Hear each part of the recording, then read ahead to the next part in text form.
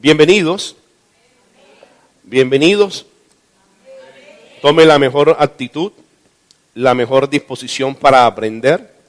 Todos los días está uno aprendiendo. El que no quiera o no desea aprender es porque es producto terminado y no creo que eso pase, porque todos los días siempre uno aprende algo nuevo. Entonces, hoy vamos a ver el seminario que se llama Conociendo la Gracia de Dios. Yo te había dicho en cierta ocasión que nosotros necesitamos, bajo el proyecto Forma, ¿sí se acuerdan del proyecto Forma o la actitud que yo debo tener para ser un creyente exitoso? Pues es sencillo, usted tiene que tomar, para ser exitoso en la vida del creyente, usted tiene que tomar una forma. Y esa forma, pues es un acróstico que lo pudimos aprender, que se basa prácticamente en 5 letras y 5 palabras. Más bien 5 letras que significan 5 palabras. La primera de ellas es que forma. Para poder ser exitoso en la vida, usted necesita una formación espiritual. Para ser exitoso en la vida, usted necesita formación espiritual. Número 2, usted necesita oportunidades. Y las oportunidades son los deseos, la motivación que usted tiene para que esos deseos sean cumplidos. También vimos que usted necesita también tener, o cuenta más bien, con recursos. Los recursos que usted tiene, pues indiscutiblemente es la palabra que salió de la boca de Dios. Eso es la R. La M se basa en mi personalidad. Pastor, pero mi personalidad es importante. Claro que sí. Porque es que para Dios, para poder establecer el éxito en la vida, no necesita que usted adquiera la personalidad de otro. Usted tiene que desarrollar su éxito con la personalidad que Dios le dio. Eso no importando que sea alto o sea bajito. Eso no importando que usted tenga un temperamento fuerte o un temperamento débil. O que usted tenga, le guste trabajar en grupo o le guste trabajar independiente o individual. Como también necesita una cosa que hemos llamado antecedentes. Y la mejor forma de poder aplicar y ser exitoso en la vida es que tus antecedentes de cierta manera hayan causado en ti experiencias dolorosas. ¿Hello? ¿Por qué las dolorosas? Porque ellas son las que me traen más recuerdos. Y de esas son las que más uno aprende. Fíjate que la mente del ser humano más impacta y más recuerda y más saca lo negativo que lo positivo. El ser humano está acostumbrado en vez de exaltar las cualidades y los atributos de cierta persona, más bien lo que ve son defectos. ¿Hello? Eso pasa en el mundo natural, ¿verdad? A menudo. Entonces, fíjate, aquí te estamos entrenando con el ánimo de que tú veas la vida de una manera diferente, porque el exitoso ve todo bien. Dijimos que las decepciones y las frustraciones son la mejor oportunidad para ver a Dios a tu favor. ¿Ok? Entonces, basado en eso, para conocer y para dar formación espiritual, porque el hombre de éxito y la mujer de éxito necesita formación espiritual, necesita formarse. Entonces hemos colocado un fundamento. ¿Cuál es el fundamento? El fundamento es que está en Marcos, capítulo 16, versículo 9. Marcos 16, versículo 9, que dice, habiendo pues resucitado Jesús por la mañana. La pregunta mía es, ¿resucitó Jesús o no resucitó? Resucitó Jesús. Y si Jesús resucitó, pues el mismo Dios en su corazón, en su intención, quiso colocarte a ti unos beneficios. No solamente resucita Jesús, y al ser resucitado Él, juntamente Él nos resucita con Cristo. ¿Por qué? Porque ya Dios a ti te había predestinado. Y no solamente predestinado, sino que a los que predestinó, a estos Dios también llamó. Y a los que llamó, a estos Dios también justificó. Y a estos que justificó, a estos Dios también los glorificó. quiere decir que la resurrección de Jesús, si Él resucitó, yo fui un resucitado con Él. Y si yo resucité con Él, yo tengo los beneficios que es su gloria. Porque recuerda que gloria significa beneficios. ¿Ok? Entonces, la clave está en que Dios te honró a ti primero. Porque para darte beneficios, Dios tuvo que honrarte. Dios tuvo que honrarte. Entonces, primer fundamento de la gracia, que Jesús resucitó. Ese es el fundamento de la gracia. Que Jesús resucitó. Si usted a alguien le pregunta en la calle, ¿cuál es el fundamento de la gracia? Jesús resucitó. Jesús fue crucificado. Jesús murió. Pero Jesús también dice el libro que al tercer día resucitó de entre los muertos. Quiere decir que Jesús resucita para darnos vida y darnos a nosotros vida en abundancia. Y no solamente eso, sino que la abundancia de Dios está representado en Él, en su gloria o en los beneficios que usted tiene derecho a disfrutar en la tierra. Conclusión, Dios te honró primero. Pero si vamos a conocer el pacto de honra que Dios hizo contigo, pues es muy sencillo. Tenemos que tener claro qué significa la palabra honra. Porque te he dicho como principio para entender la palabra de Dios. Usted para poder creer en Dios y en la palabra, tiene que entender primero. Y tiene que saber qué significa cada cosa que Dios escribió a través de los profetas o a través de lo que tantos hombres que escribieron en la Biblia. Entonces voy al significado. Honra del hebreo es la palabra kabot, que significa literalmente peso. Peso. Bueno, Oscar sabe qué es peso, ¿verdad? Cuando alza pesas. ¿Cuántos kilos te colocas en cada brazo? Vaya, Superman. ¿Verdad? ¿Sabe lo que es peso, verdad? Ok, este peso literalmente significa peso. Honra, peso. Y te voy a ayudar a ampliar sobre un versículo que normalmente uno se lo sabe de memoria, pero hoy tú lo vas a entender de esta manera como yo lo he recibido.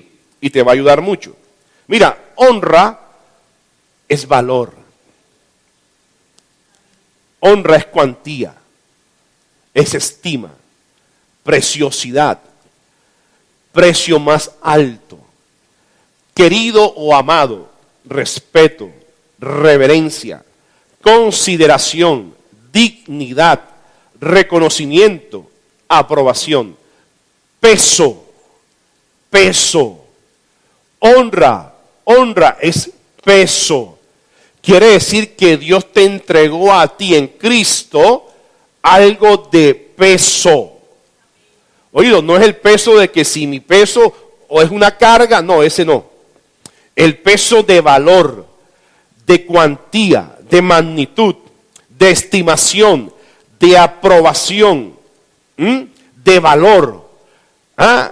Y yo estoy seguro que usted todo lo que tiene como valor lo respeta y lo considera. ¿Ok? Entonces, el pacto de honra que Dios estableció con el hombre tiene 3 pilares. El primer pilar es que como Él te honró primero, yo considero estos 3 pilares. La gracia tiene 3 pilares. Número 1, usted tiene que honrar el sacrificio de Jesús. Oído, honrar el sacrificio de Jesús. Y honrar el sacrificio de Jesús es considerar, respetar, valorar, tener como peso de valor, de mucho valor, de precio más alto, considerar lo que Dios hizo por mí. Porque recuerda que Dios no escatimó ni a su propio Hijo, sino que lo dio por expiación y por todos los hombres. Dios se entregó a sí mismo. Date cuenta cómo Dios te honra primero, y por eso es que usted debe honrar el sacrificio de Jesús, darle el valor y la importancia que ese cuerpo partido y esa sangre derramada produjo en usted. Al final, usted es el más beneficiado, porque le dio beneficios, riquezas en gloria, promesas, palabras cumplidas, manifestación, favor de Dios. Y fíjate, el segundo pilar, honrar la sangre derramada. Recuerda que esa sangre Dios la presentó. El mismo Jesús la presentó para él mismo, como precio, como cordero. Jesús se hizo cordero. Y hubo cuerpo partido y sangre derramada para que esa sangre fuese presentada al Padre para él. Para que por medio de ese sacrificio usted pudiera conseguir la redención y la vida eterna.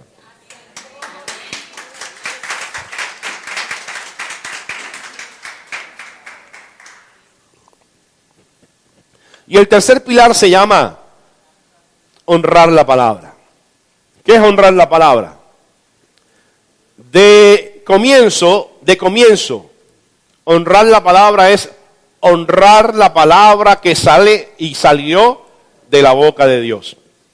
Y honrar la palabra significa honrar al profeta. Considerar, valorar, respetar.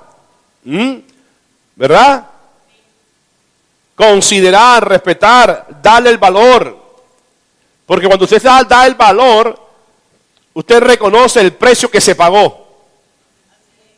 Como también reconoce el precio de lo que usted está oyendo. Reconoce el precio de lo que usted está oyendo. Porque estoy seguro que esto usted no lo oye todos los días en la esquina de su casa. Gracias a Dios tenemos un lugar donde usted lo puede oír. Porque la palabra dice, cuando usted cree en Dios, usted está seguro. Cuando cree en su profeta, ahí está tu prosperidad. Y Dios te llamó a esta tierra para ser próspero, para estar sano, para disfrutar salud, para que seas prosperado en todas las cosas y que todos los asuntos tuyos esté Dios presente.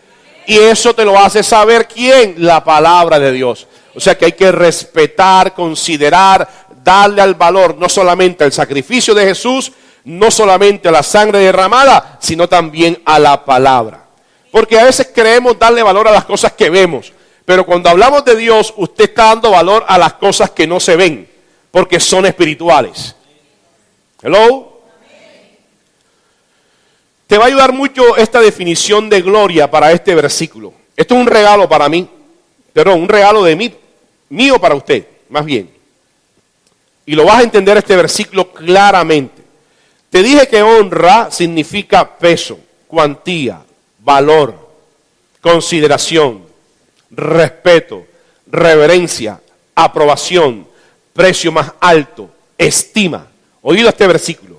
Yo estoy seguro que lo vas a entender y va a ser muy fácil de ahora en adelante usted enfrentarse a cualquier tribulación. Hello. Entonces, recibe este regalo. Dice así. Porque esta leve tribulación momentánea, usted ha padecido por tribulaciones leves, momentáneas. Bueno, el que determina el tiempo es usted mismo, ¿no? Pero yo declaro que toda tribulación, toda situación, toda crisis que usted vaya a pasar, yo declaro que en hoy en adelante para usted es momentánea y es pasajera. Entonces declaro, porque esta leve tribulación momentánea, mira lo que produce, son necesarias las tribulaciones. Produce en ti un cada vez más excelente y eterno peso de gloria. Yo lo voy a leer así. La tribulación que tú estás pasando, yo declaro que es momentánea y pasajera. Y produce en ti un cada vez más, ojo esta palabra, excelente y eterna honra de Dios para ti.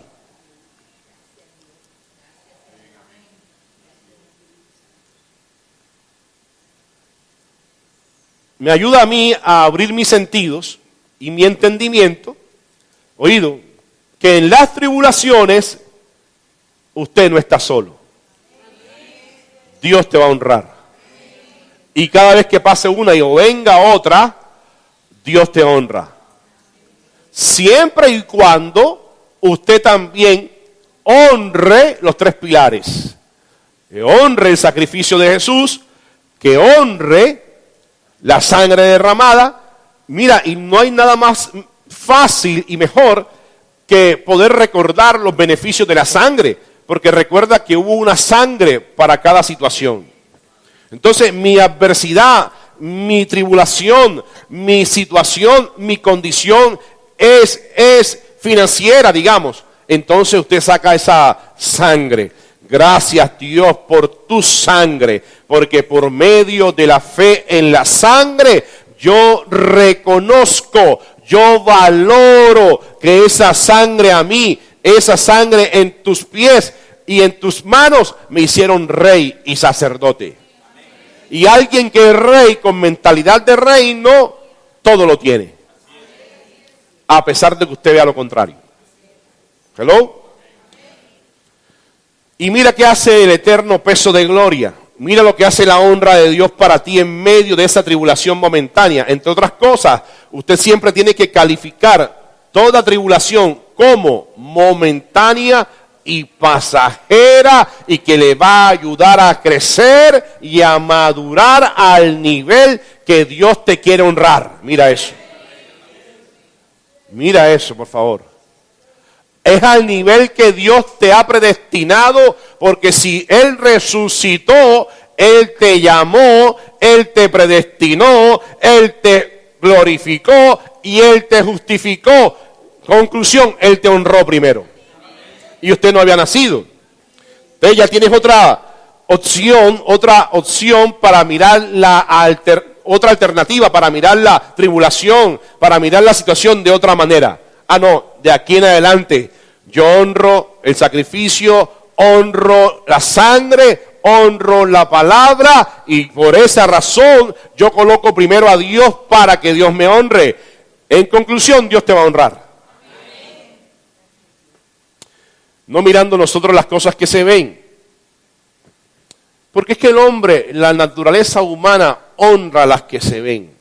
Considera las que se ven. Respeta las que se ven, ¿verdad? Sino las que no se ven, esas son las que son dignas de honra. Pues las cosas que se ven son temporales. Pero las que no se ven son de honra. Porque recuerda que lo que Dios hace es darte en medio de la tribulación su peso eterno. Y no solamente peso eterno, sino que es excelente y peso eterno. ¿Por qué excelente? Porque es que el sacrificio de Jesús no le faltó nada que usted estuviera pidiendo. ¿Ah? Ok. Por eso yo digo que la gracia, el evangelio de Dios en la tierra para ti, es y debería ser para ti un crecimiento. La gracia de Dios es un crecimiento. La gracia de Dios no es una experiencia. Como siempre te digo, yo no vine aquí a la congregación para tocar con mis manos a nadie. Yo no tengo poder electromagnético en mis manos, que mis manos definan tu milagro. Yo más bien te enseño que en tu boca, en tu mente, está el poder de la vida y el poder de la muerte, y el que la ama come de sus frutos. Como también te enseño que de la abundancia de la mente habla tu boca, y lo que está en tu mente, ¿verdad? Eso sale. Pero de nada vale a mí ponerme aquí, a colocar mis manos sobre ti, porque entre otras cosas yo no tengo poder electromagnético en mis manos, ¿verdad? Lo que sí tiene poder es la unción. Pero la unción la tengo yo, y usted también la tiene. ¿Viste? Es un crecimiento, tienes que crecer, ¿verdad? Hay que crecer. Como también la gracia es la sana doctrina. Eso lo vamos a ir viendo a medida que vamos dando el seminario. Mira, el crecimiento del creyente lo establece Dios. Y eso es muy claro. Ya Dios estableció crecimiento porque estableció la gracia. La gracia es un crecimiento. Dios estableció el crecimiento. Oído. Pero Dios lo estableció para que usted recibiera la abundancia de la gracia. Dios estableció su gracia, como también Dios estableció su reino. Para poder desarrollar y funcionar yo en el reino y en lo que Dios me dio, yo necesito crecer en el conocimiento de la gracia. Requiero la gracia, y no solamente la gracia, sino que la gracia abunde en mí en todo conocimiento. ¿Estamos claros ahí? Y eso nos basamos en Romanos 5:17.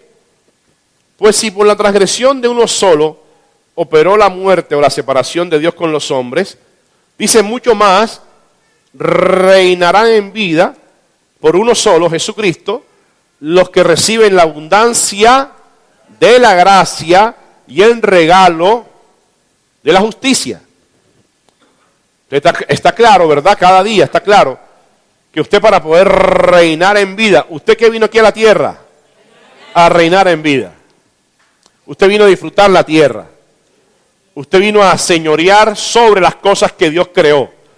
Dios es el dueño, usted es un buen administrador. Y el buen administrador es el que hace multiplicar su semilla sembrada. Entonces dimos en el seminario, pues, que usted necesita cómo operar dentro del reino. Pero para eso desglosamos la definición de Mateo 6:33, que pues normalmente uno oye la expresión hasta de memoria. Jesús dijo, más buscad primeramente el reino de Dios y su justicia, y las demás cosas vendrán por añadiduras. Hasta los niños babies dicen eso.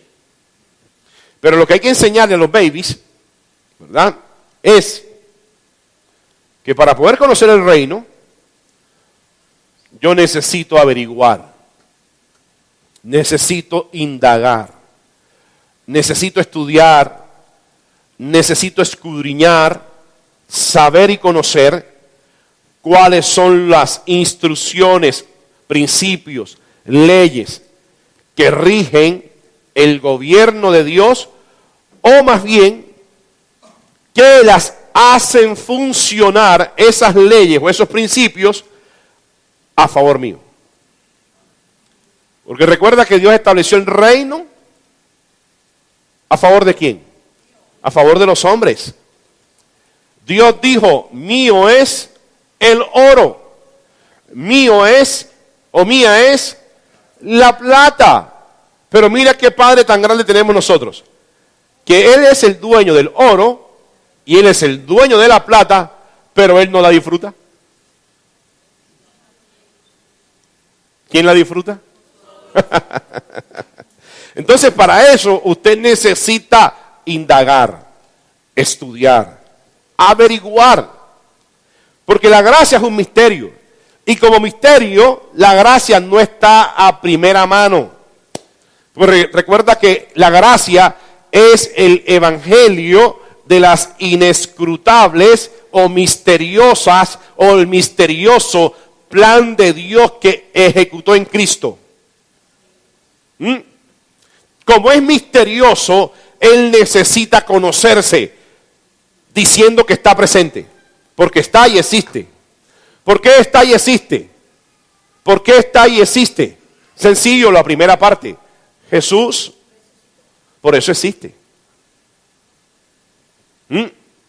¿Por qué existe? Porque Jesús resucitó.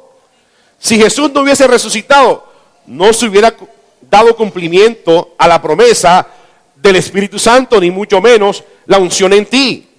Pero como Jesús resucitó, Yo tengo que saber cómo el reino de Dios, que me lo entregó a mí, funciona y cómo esas leyes se hacen conociéndolas para que esas leyes o principios estén siempre a favor de mí. Porque oído bendecido, mira, yo quiero que te rompas el cráneo en esta mañana. A ti te tienen que pasar cosas todos los días. Y cuando hablo de que tienen que pasarte cosas todos los días, usted no tiene que esperar aquí venir un domingo para experimentar cosas. Usted mismo, por tener a Cristo, por tener el reino, es porque van a suceder cosas tremendas en usted. Porque el favor de Dios te hace calificar donde usted, o más bien, donde gente no te hacía calificar. Pero Dios le provocó porque te honra hacerte calificar. Pero es que las puertas, ¿cómo se abren? Oye, es que las puertas no se abren porque tú eres buen mozo. Las puertas se abren porque el favor de Dios te acompaña donde tú quieras que vayas. Es por eso que se abren las puertas. Y como Dios te ha dado la puerta que abre, ¿verdad? Y cuando usted la abre, mira, hay una orden del cielo que dice que si usted la abre, nadie la cierra. Entonces yo necesito con más razón necesito averiguar, porque no está de primera mano la gracia. La gracia es el favor de Dios. La gracia es la calificación que Dios te dio para que usted sea prosperado en todas las cosas, así como usted goza de salud. Eso es la gracia. La gracia es bienestar. La gracia es que Dios te honró a ti por encima de tus defectos o de tus cualidades. Porque para la gracia actuar no tienes que saber que tú eres un Superman o tú eres el máximo. No. Dios no necesita eso. Quien necesita eso eres tú. Pero Dios te hace calificar. Necesitamos saber cómo funciona el reino. Y para eso tenemos que tener claro la doctrina de la gracia. Porque la gracia es una doctrina. Oído, doctrina de Dios, no de los hombres. Y esta definición te va a ayudar a conocer qué significa la gracia. La gracia de Dios es la sana doctrina. Si dice ahí que es sana doctrina, es porque es sana, porque es buena, porque es agradable. La sana doctrina que confronta a la doctrina de los hombres, invalidando cualquiera de sus argumentos por carecer de un fundamento bíblico. ¿Me explico? ¿Qué hace la gracia? La gracia de Dios es una sana doctrina. Porque esa es la pregunta del millón. Ve, y ahí esa iglesia donde usted está y donde usted va, ¿es de sana doctrina? Es la primera pregunta que hacen, ¿verdad? Entonces usted hoy va a conocer que sí es sana doctrina. ¿Y por qué es sana doctrina? Y después pregunto. ¿Ok? Pregunto. Es sana doctrina porque es una doctrina que confronta. Oído, no pelea con nadie. Porque la palabra de Dios no es para contender. Es sana doctrina porque confronta. O sea, para confrontar se necesitan dos líneas de pensamiento. Los pensamientos de los hombres versus el pensamiento de Dios. Confrontamos el pensamiento de Dios o el plan de Dios, que es la gracia, versus la doctrina de los hombres. ¿Y por qué la doctrina de los hombres? Porque la doctrina de los hombres normalmente se basa en las tradiciones y mandamientos de los hombres, porque carecen de un fundamento bíblico. O si tienen un argumento bíblico, pueden tener el texto, pero el contexto que le dan tiene un propio beneficio o una propia ventaja. Y eso lo vamos a ver. Entonces la gracia invalida la doctrina de los hombres. Mira, la gracia destruye, la gracia anula, la gracia es desaprender. Desaprender. ¿Qué vamos a desaprender? Tradiciones, costumbres, ritos, mandamientos, leyes, ceremoniales, símbolos, sombra, obras muertas que haga el hombre para su justificación o salvación. Porque normalmente, ¿verdad? Uno viene con el cassette o viene con la memoria por cosas que uno ha aprendido porque nos enseñaron, ¿verdad? Y ellos no tienen la culpa. Más bien la culpa la tenemos nosotros. ¿Sabes por qué nosotros? Porque si nosotros nos dedicáramos el tiempo a estudiar, a investigar, a indagar, a escudriñar la Biblia o el libro, y sabemos ubicar o trazar bien el plan de Dios para el hombre en este tiempo, estoy seguro que seríamos capaces de confrontar las ordenanzas o los mandamientos o los ritos o las tradiciones de los hombres. Y ahora que investigué esto, la verdad es que me llevé sorpresas. Sorpresas me dio la vida. Entonces, ¿qué hace la gracia? La gracia invalida doctrinas de hombres. Ahora, para sacar doctrinas de hombres, no necesita ser uno religioso. Hay doctrinas de hombres que marcan una filosofía y practican esa filosofía. No necesariamente estoy hablando de religión. Hay gente que sigue, hay gente que establece bajo principios o bajo sus propios argumentos y criterios una filosofía. Cualquier filosofía. Mira, y el hombre, por estar buscando un camino de justificación o de salvación o un escape, es así. Eso es así. Es mayoría. Es mayoría. Porque en lo más guardado de un ser humano, normalmente lo que busca el hombre o el ser interior es el que el hombre necesita ser fortalecido.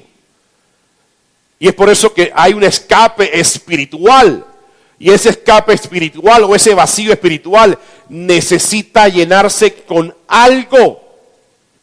Pero lo que el hombre no sabe es que ese algo, ese hombre interior, desde el principio ya Dios lo llenó.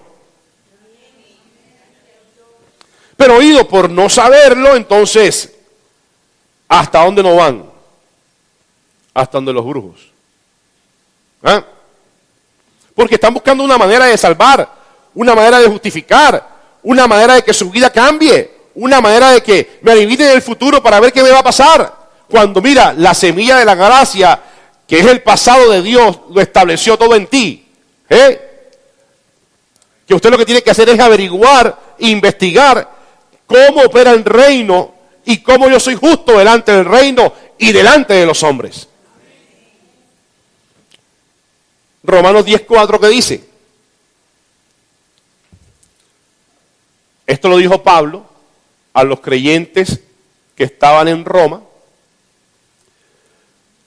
porque Pablo vivió el ambiente de que a pesar de que Jesús resucitó, todavía la mayoría de personas del tiempo, del momento, de la época, estaban en sus tradiciones, en sus costumbres, en su ley, en sus hábitos, en sus símbolos, en sus representaciones o en la sombra. Y es por eso que Dios estableció el sacrificio de Jesús. Porque al establecerse el sacrificio de Jesús, Pablo dijo estas palabras, porque el fin, ¿qué fin? Algo que se da por terminado. y no hay resaca, no hay residuo. ¿Ah? El fin de la ley del momento es Cristo para justicia a todo aquel que cree. Y Pablo sabe por qué fue inspirado por el Espíritu Santo para hablar estas palabras. Porque lo que Pablo vivió fue ese ambiente. Aún el mismo Jesús. Jesús tenía 12 personas muy cercanas que fueron sus discípulos. Pero a pesar de que ellos fueron testigos después de ver a ese Jesús que un día caminó, otro día verlo resucitar, porque a ellos se les presentó resucitado, ellos decían que hay que ver para creer. Uno de ellos dijo así, ¿no? Hay que ver para creer. Otros, aún viendo a Jesús resucitado, negaban la resurrección de Jesús. ¿Qué es negar la resurrección de Jesús? Negar la resurrección de Jesús es no honrar el sacrificio. Negar el sacrificio de Jesús significa que no acepto los beneficios de la cruz, y si no acepto los beneficios de Jesús, estoy aceptando en la época la ley que imperó. ¿Ah? Y recuerda que la gracia es gracia. La gracia finiquitó, terminó, acabó, aniquiló, destruyó, invalidó la ley.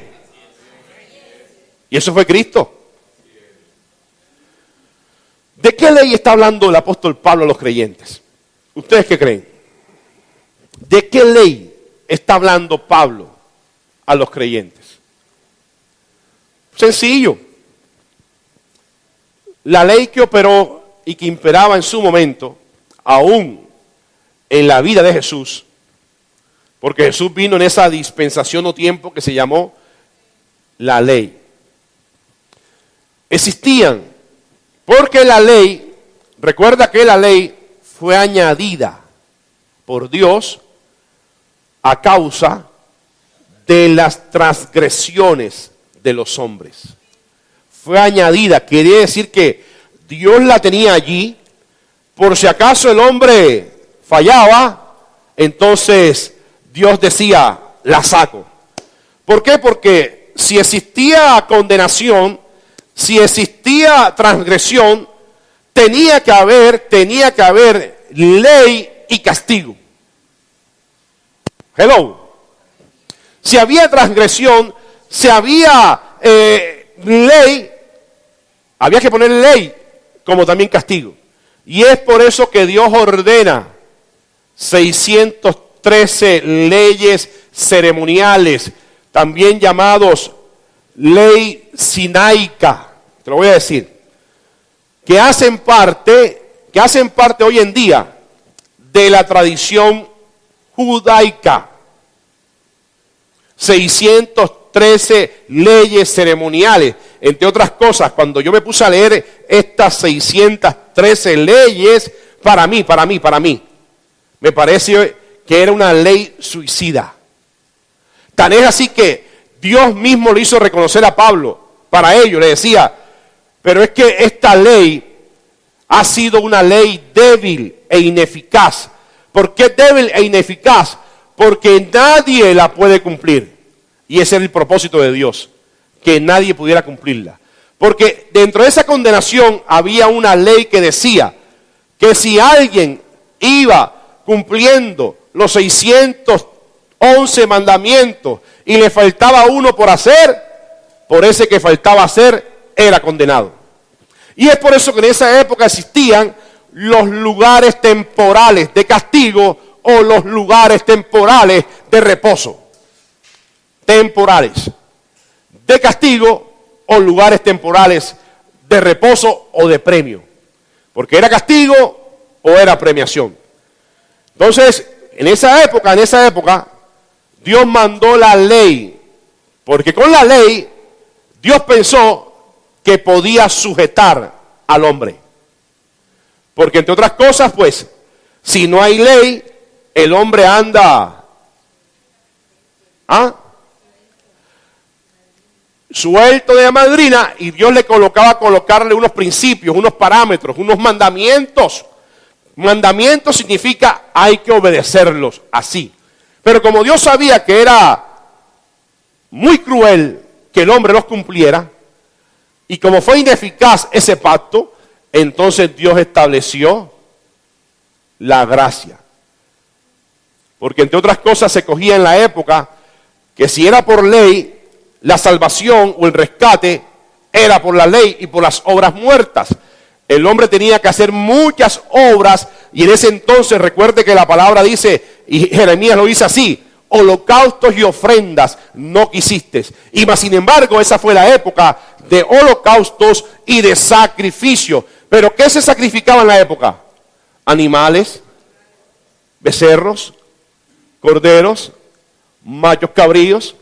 Tal es así que Dios se inventó en una de esas fiestas, en una de esas se inventó la famosa celebración de la Pascua, en donde Dios le manda al pueblo de Israel a preparar un cordero, y este cordero que sea sin defecto, ¿verdad?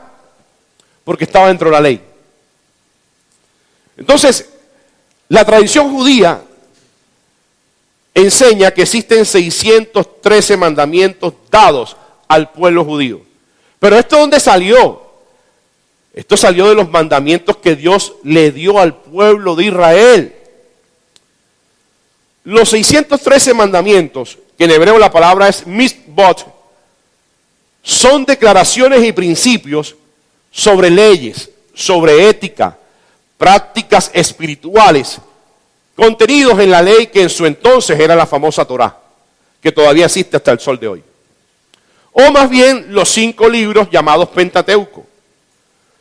Algunas veces colectivamente son llamados los 613 mandamientos como la ley de Moisés, o simplemente la ley o la ley sinaítica, así también se le puede llamar. Ok, algo que me llamó la atención cuando investigué. Resulta que dentro de los 613 mandamientos de la ley mosaica existen mandamientos positivos y existen mandamientos negativos. Los positivos son aquellos que influenciaban a la persona o obligaban a la persona a llevar a cabo un acto, práctica, costumbre, hábito, símbolo o ceremonia. Y había unos mandamientos negativos que decían: no haga esto, no haga aquello, absténgase de. Ya usted empieza a relacionar absténganse de. O aquellos que dicen: lleva a cabo esta práctica para. Quizás usted pasó haciendo algún momento de su vida algunas prácticas para conseguir la mano de Dios. Santurrones.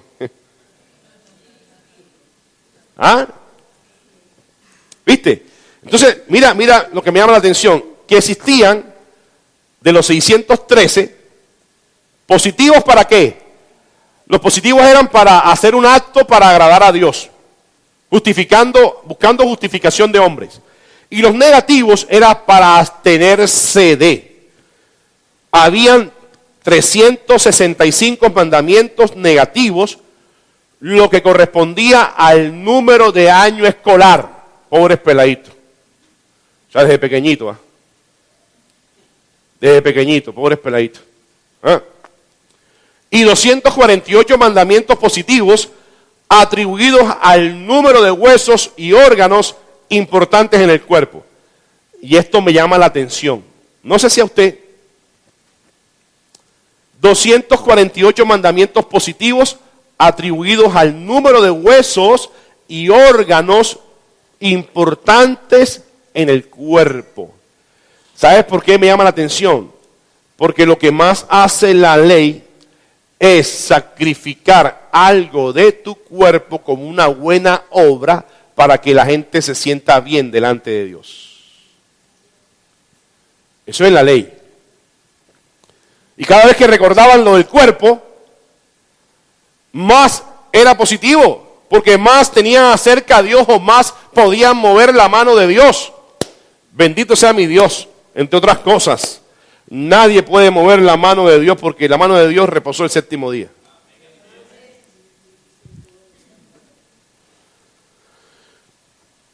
Pero fíjese, también me llama la atención que investigando pude ver y pude darme cuenta que estos 613 ritos, celebraciones, mandamientos, símbolos, principios, leyes de esta ley mosaica, me llama la atención porque hoy lo que se ve, lo que la gente lee hoy o lo que la gente hace hoy es una mala copia o una mala información de los escritos originales. Me llama la atención que después de Dios haberlos dado estos mandamientos al hombre, los creyentes, que fueron los primeros judíos de la época, los hayan modificado porque su interpretación o la traducción que ellos realizaron en la época, dice que era de difícil entendimiento. Mas sin embargo, usted ve que cuando usted revisa estos 613 mandamientos, usted ve que de cierta manera existe una contradicción entre las mismas personas que revisaron estos 613 mandamientos. Al final hubo alguien que hasta el sol de hoy se le ha creído, que es un rabino llamado Maimónides. Pero ojo en la fecha, marzo 30 de 1138, diciembre 13 de 1204. ¿Quién había nacido ahí? Por lo menos usted y yo no. Oscar.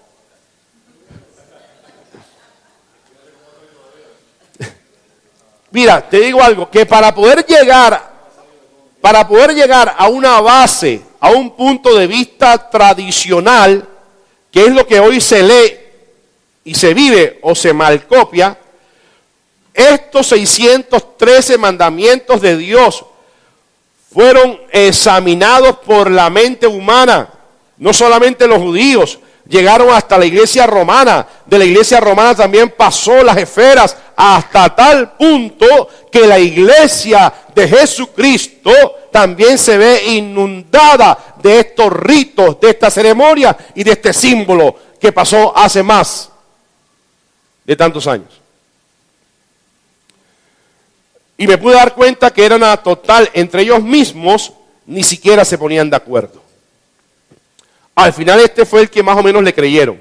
Y esta es la que está vigente, la de Maimónides. Pero pasaron por muchos rabinos. Inclusive se estableció en la época la famosa fe fariseante. ¿Qué es esa fe fariseante? ¿Se acuerda que en los tiempos de Jesús existían los famosos fariseos, escribas, doctos de la ley, que también se atrevieron a realizar revisiones de estas 613 leyes ceremoniales? Pero póngase a pensar hoy en día, bendecido, si el ser humano le metió mano a estas cosas, a estos principios, a estas leyes, y Dios sabía, y Dios para este tiempo está diciendo que era un pacto ineficaz, que era un pacto débil. Entonces, si era débil e ineficaz, ¿cuál era el interés de ellos manipularlos e interpretarlos para su propio beneficio? Tenía que haber un interés, ¿cierto? Tenía que haber algo allí. Y ese algo era que como no había revelación, que como no estaba Cristo presente, tenían que basarse en algo para que el hombre estuviera sometido y sujeto a una voluntad que mal llamaron voluntad de Dios, porque fue prácticamente la voluntad de los hombres. Ahora, ¿dónde aparecen estos 613 mandamientos? ¿Dónde usted cree que aparece? En el libro llamado Biblia. Siguiente. Ahí te saqué unos, ¿o no? Todos, ¿no?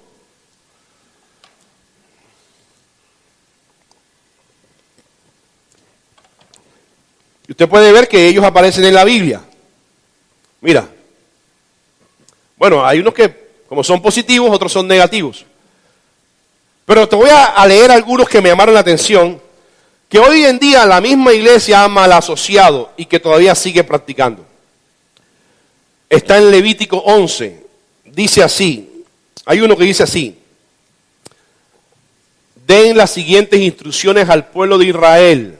Instrucciones al pueblo de Israel. Dice así.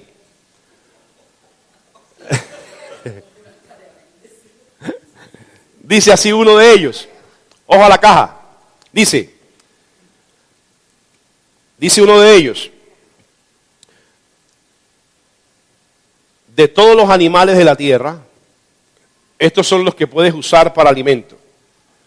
Puedes comer cualquier animal rumiante y que tenga las pezuñas totalmente partidas. Sin embargo, no puedes comer los siguientes animales: que tienen las pezuñas partidas o que rumían. Pero no ambas cosas. El camello rumía, pero no tiene pezuñas partidas. Así que es ceremonialmente impuro para ti. Ceremonialmente impuro para ti. El caballo rumía, pero no tiene pezuñas partidas. Por lo tanto, es impuro. La liebre rumía, pero no tiene pezuñas partidas. Así que es impura. El cerdo tiene pezuñas. El cerdo, Dios mío. La verdad es que yo paso trabajo ahí. El cerdo tiene pezuñas partidas de manera pareja, pero no rumía. También es impuro. No, la ley, no puedes comer la carne de estos animales, ni siquiera tocar el cadáver. Son ceremonialmente impuros para ti. Por lo menos yo, para esta época, yo paso trabajo ahí. Porque a mí me gusta un cerdo, una chuleta de cerdo, vaya, por favor. ¿Ah? Entonces, fíjense, asociaron esta ley, pero como esto pasó los ambientes y pasó los años, pasó la época, hasta el sol de hoy, entonces asociaron estas abstenencias, porque ahí están diciendo no puedes comer, están diciendo abstenerse. Entonces, asociaron estas negaciones o esta abstenencia, la asociaron al famoso, ¿qué dice el público? Oye, pero ustedes están perdidos. Al ayuno, a la práctica del ayuno. Fíjate, asociaron una ley, como te dije, ni ellos mismos estaban de acuerdo. Era una verdadera contradicción cuando usted revisa estos escritos. Era una verdadera contradicción. Porque entre otras cosas, ¿quién creó los animales? Mas sin embargo Dios le dice que no los comieran. Pero como el fin de la ley es Cristo, entonces ya usted los puede comer. Otro ejemplo, otra ley decía: las fuentes y las cisternas donde se recoge el agua se consideran limpias. Solo se considerará impuro lo que haya tenido contacto con los cadáveres. Si alguna parte de los cadáveres cae sobre alguna semilla que vaya a sembrarse, la semilla se considerará limpia. Ley. Pero si la semilla estaba en remojo y algo de los cadáveres cae sobre ella, debe considerarse impura. Impurezas. Entonces llegaron estos tipos y la pureza de los alimentos en agua, con agua, la asociaron con las diversas formas de abluciones que tanto habla Pablo y las purificaciones que han mal llamado bautismos en agua.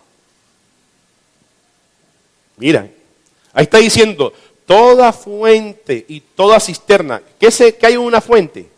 Agua. ¿Qué hay en cisternas? Agua. Y si hay limpieza de alimentos y no se limpian, y si están junto a cadáveres, son impuros. O sea que tenía que estar las semillas totalmente limpiecitas, que no se contamine con cadáveres para tener pureza. Eso se llama higiene, hay que lavar la verdura, hay que lavarla.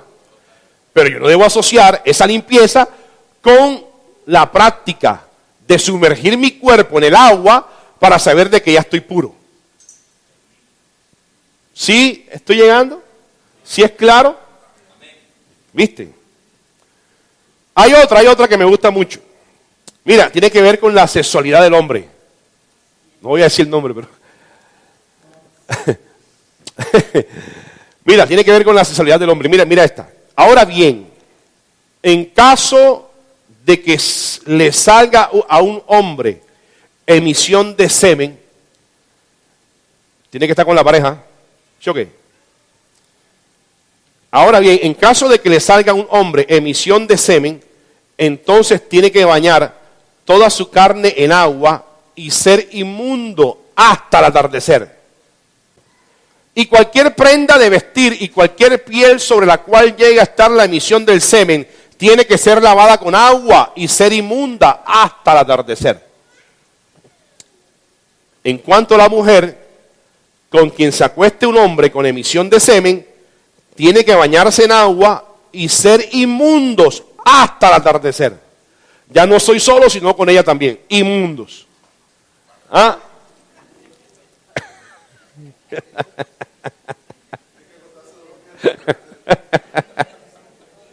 Oye, mandraje el mago, vaya. Entonces mira, han hecho la práctica de impureza por contacto sexual. Ahora, hay que bañarse, obviamente hay que bañarse. Asociada a las purificaciones y a la clase de bautismo. Es por eso que la ley lo que decía, si hay impureza, hay que sumergirse en agua. Y confundieron y asociaron estas prácticas con los bautismos o el bautismo con agua, haciendo entender que mi cuerpo sumergido en el agua ya salgo puro. Cuando bendecido, mira, esto tiene uno que tener 3 dedos en la frente y no estoy hablando mal de ninguna práctica de estas, sino estoy aclarando, ¿verdad? Porque hay que tragar, no hay que tragar entero, porque la gracia no está de primera mano, ¿cierto? ¿De qué estoy aclarando? Estoy aclarando que, mira, es muy simple, hay que tener 3 dedos en la frente, ¿verdad? Para poder entender que tu vida espiritual no depende de que te eches agua o no te eches agua. Porque de nada sirve yo colocarte en una piscina, en una playa, colocarte, meterte en el agua, sacarte, decirte que estás puro, cuando lo verdad lo que la gente necesita son limpieza de la profundidad del corazón del hombre.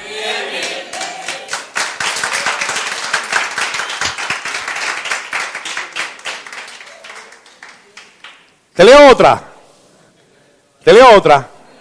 Oye, pero mira, se despertaron.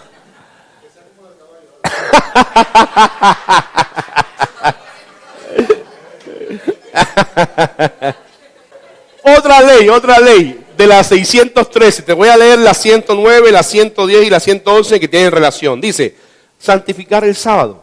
Eso está en Éxodo 20, versículo 8. La 110 dice, no trabajar en sábado en honor a Dios. Fracasan las cadenas de almacenes, ¿verdad? La 111, descansar en sábado. Éxodo 23, 12. Pues han cogido la práctica de guardar el día sábado asociado al reposo de Dios. Cosa que yo no puedo coger un día de mi día para reposar, sabiendo que usted en Cristo está en reposo. Y está tranquilo. Está confiado. Pero no es que usted saque un día específicamente porque entre otras cosas, vea, no el próximo domingo, pero tengo una enseñanza que ya me regaló el Espíritu Santo acerca de lo que significa ser templo del Espíritu Santo. Ojalá venga a esa charla. ¿Oíste? Porque lo que usted tiene bendecido es porque Dios se lo dio. Y usted es el templo, usted es el altar. Y si es el altar, bendecido, las velas están encendidas siempre.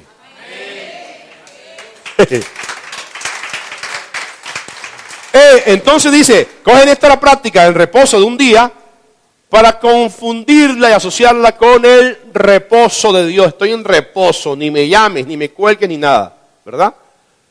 Y si es aquella como la otra ley, entonces imagínate. Porque estoy en reposo, ¿ah? Oye, estoy en reposo, ¿ah? Estoy en reposo. Búscate hielo.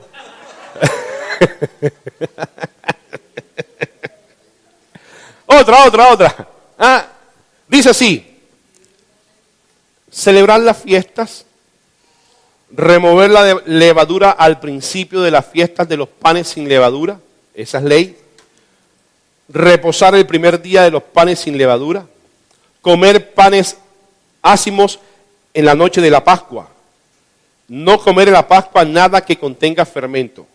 Entonces han escogido la celebración de la Pascua, que es la Pascua del Señor, porque cuando Dios le habló a Moisés, le dijo, esta es la Pascua del Señor, mi Pascua, así la celebraréis, y dio las instrucciones. Entonces han cogido la práctica y han asociado estas leyes que de Pascua, mira, estamos hablando desde la 112 a la 123. ¿Cuántas hay ahí? ¿Cuántas leyes hay? 11 leyes, imagínate, solamente de la Pascua. Y hasta el sol de hoy la han reunido en la práctica de la famosa llamada Santa Cena. Porque si está hablando ahí de celebrar las tres fiestas, la Pascua, la fiesta del pan sin levadura, ¿verdad? Y están diciendo que si te comas el pan sin levadura, oído, ese fue el pan de la época y lo que Dios mandó a hacer como símbolo, como representación. Pero no fue tu Pascua.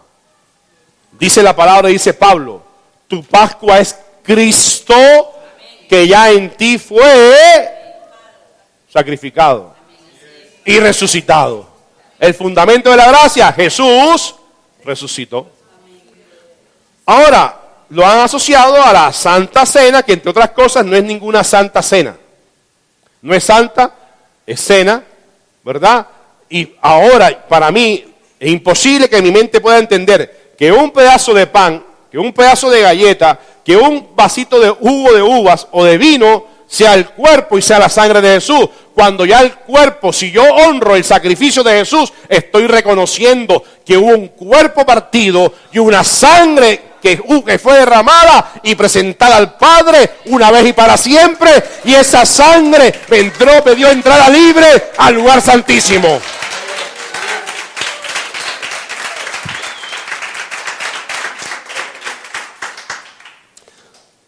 La última para terminar.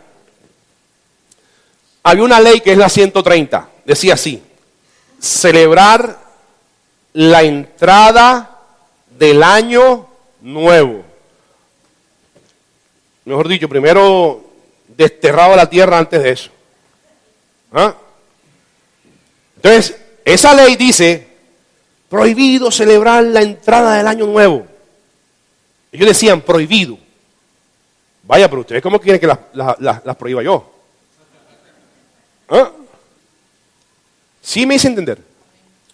La ley decía, prohibido la celebración del año nuevo. ¿Qué tal?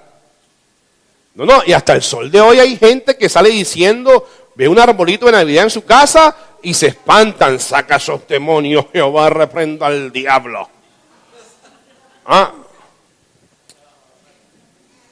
Mira, yo prefiero en mi casa 1000 árboles de Navidad y mi conciencia tranquila.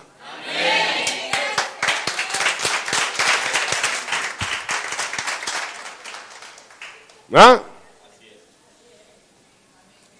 Oye, pero ahora yo soy consciente que usted no depende del tiempo Cronos, sino del tiempo Kairos. Una cosa es que usted no espera el año nuevo para moverse cuando usted puede moverse ya hoy. Eso es otra cosa, por favor. Es que son conchudos, ya ve. ¿Ah? ¿Verdad? La moldean con el ánimo de que, con la cosita, entonces posponen todas sus cosas para el otro año o no, a ver qué pasa, o lo dejo de hacer. ¿Ok? Entonces, una cosa es que, mira, bendecido, yo no estoy con el tiempo Cronos, pero en la tierra estoy sujeto a un lunes, a un martes, a un miércoles, a un jueves, a un viernes, a un sábado, que yo te he enseñado por la gracia de Dios. Usted no espera el fin de semana para descansar. Puede ser porque es el día que tiene descanso, pero usted puede ir a visitar, a descansar y a programar su tiempo a partir de un lunes hasta cualquier día. Oye, pero es que los centros comerciales hoy en Barranquilla no hay que esperar sábado para que esté lleno. Yo lo digo, ¿o será que ellos no trabajan y yo tampoco trabajo? ¿Ah? Pero un lunes usted va a un centro comercial y eso es así. ¿Qué están regalando? Pues nada. Pero están comprando, están tomando helado, están disfrutando, están pasándola bueno. Entonces, si a mí esta época en donde en Estados Unidos o en cualquier país frío, oye, del cielo dice la palabra que no cae la nieve. ¿Cae la nieve o no cae la nieve? Entonces me está demostrando que el tiempo está girando a favor mío. Porque la nieve es bendición. Aquí no cae nieve por el sol y por el clima. Pero donde cayera, yo me pusiera a hacer arbolitos de Navidad y muñequitos de nieve. Entonces, o sea, es la asociación que le da a la gente, ¿verdad? Por establecer la ley de los hombres. Esta me gusta. Ya para terminar, para irnos. En cuanto a la ropa, o la dejo para el próximo domingo.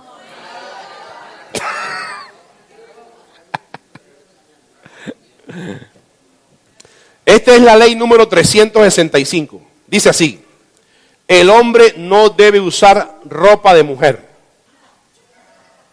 Vea. Hay gente que disimula, ¿verdad? O hay uno que son en la mañana una cosa y en la noche son otra. Eso es respetable. Ahora sí, es respetable. Es respetable. ¿Sabes por qué es respetable? ¿Por qué es respetable? Porque ellos necesitan saber lo que tú conoces. ¿Verdad? Pero por eso no deja de ser, aunque se ponga el hombre ropa de mujer, no deja de ser hijo de Dios. Gústele a quien le guste, pero es así. Hay que transformar el corazón. Hay que transformar el corazón. Hay que formar esa mente para que transforme. 366 dice: la mujer no debe usar ropa de hombre. Inclusive, aquí alguien puso: la mujer no debe usar jeans.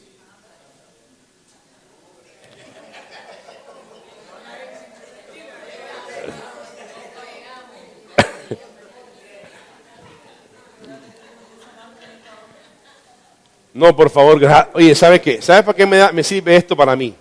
Gracias, Cristo. Gracias por la gracia que es libertad.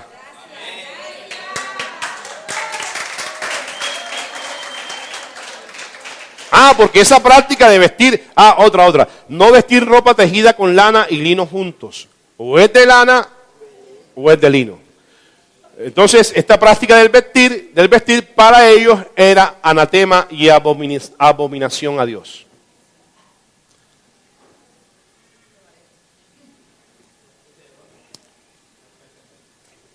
Nos vamos.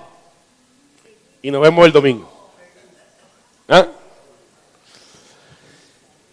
Bueno, para no dejar picados los que me van a escuchar por la internet, por YouTube. Oye, son 613. Yo aquí enumeré cuántas, unas 5 o 6. Bendecido, presta atención acá, un momentico.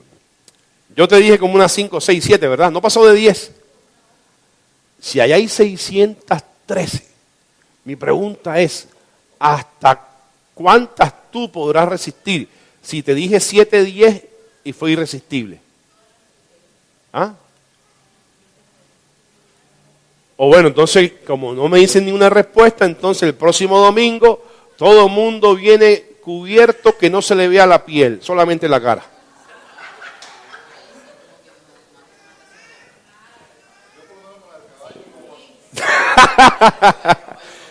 Entonces, fíjate, mira, ¿esto para qué? Esto para llamar la atención, ¿verdad? Porque, mira, la gracia no está de primera mano. La gracia hay que escudriñarla, hay que estudiarla. Y si es por gracia, no es por obra, ni mucho menos por leyes y mandamientos de hombres que los han trazado hasta el sol de hoy como una costumbre que ha pasado de ser judía, de una costumbre que ha pasado de ser romana, para ser una costumbre dentro de la misma iglesia, cuando el fin de la ley es Cristo.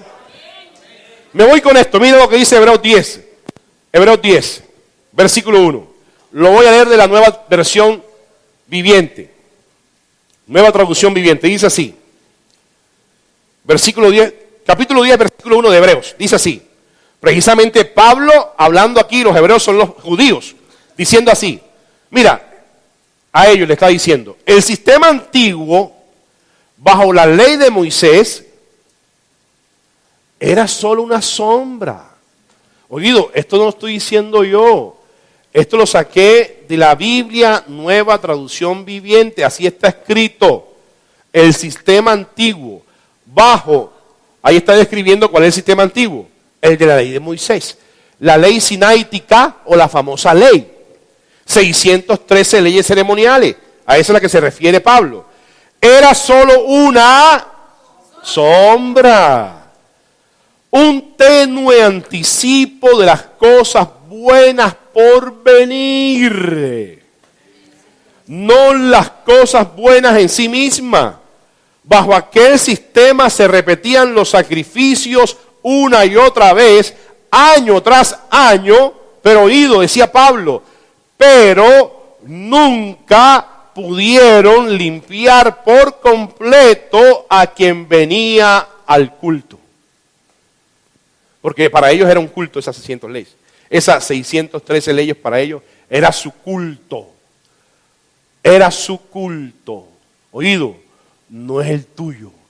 Porque entre otras cosas, si eso fue la sombra, bajo requisitos, bajo ceremonias, bajo ritos, bajo costumbres, bajo mandamientos, bajo leyes, bajo principios de los hombres, acomodados a lo que Dios dijo, bendecido para ti y para mí. Tú no tienes culto. Tú lo que tienes es a Cristo. Y tú lo que vienes aquí, ¿sabes a qué? No a celebrar el culto racional que ellos realizaban. Usted viene es a celebrar la fiesta que usted tiene todos los días con su vida.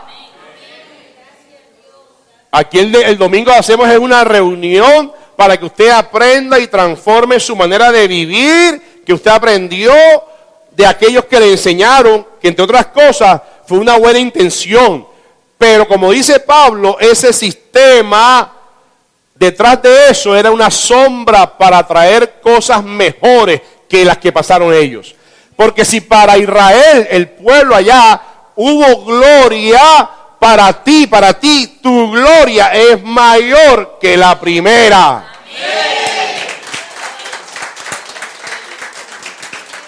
Te declaro bendecido